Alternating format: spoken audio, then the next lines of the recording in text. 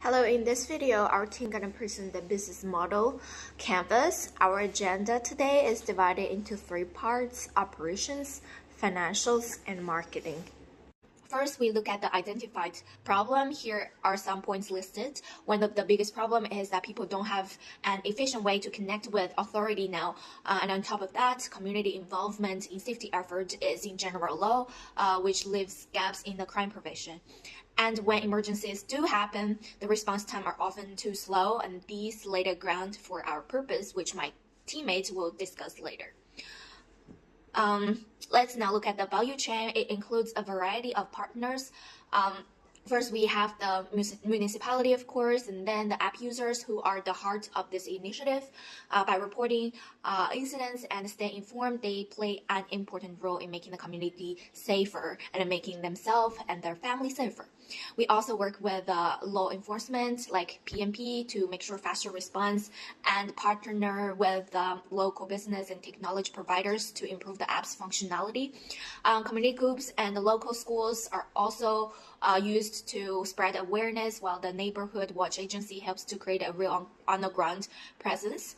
And there are several main things we need to focus on to make the project work. First, there's the development and maintenance of this app, including keeping it running smoothly, fixing any issue, and regularly updating. Next, we need to focus on getting more users on board and keep them engaged so the app becomes a part of daily life in Circle. We also provide training for municipality personnel to make sure they know how to respond to different citizen reports.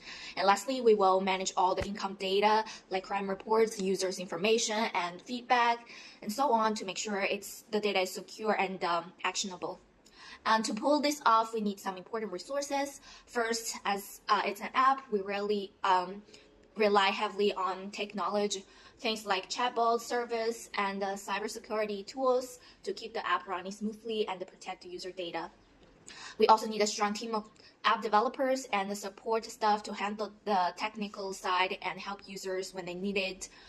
In terms of content, we have data and newsfeed to keep the app relevant and up to date. Finally, we have our partnership with the PMP, tech providers, and the neighborhood watch agency. This is to help make sure that we have the support infrastructure and community presence we need to make this app running. So now for the next part, I'll continue with explaining the value proposition for the end user.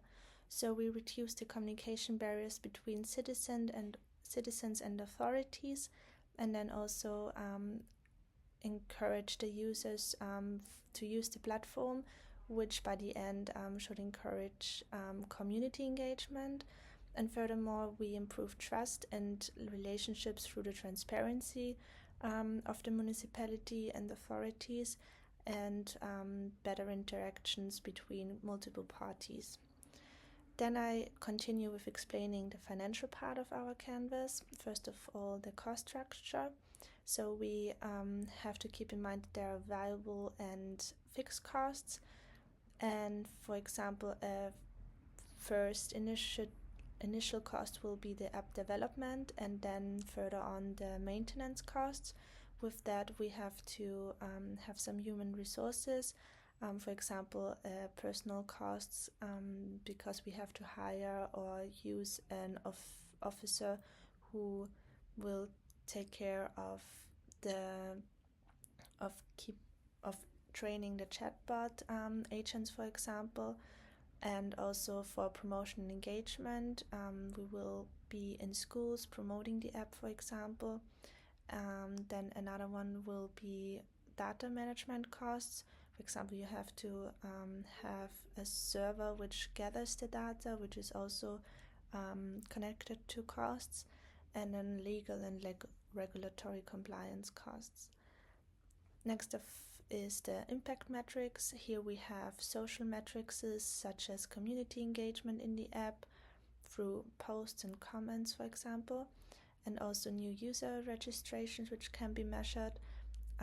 Then we also have other metrics and rates such as the crime rates, community engagement, as I said before, and emergency response times. And this overall should engage in the perception of public safety. And lastly, the income streams, which is mainly because we have the budget from the public safety and the public safety technology from the municipality. So we have the budget from them, but also we see a possible partnership with sponsorships.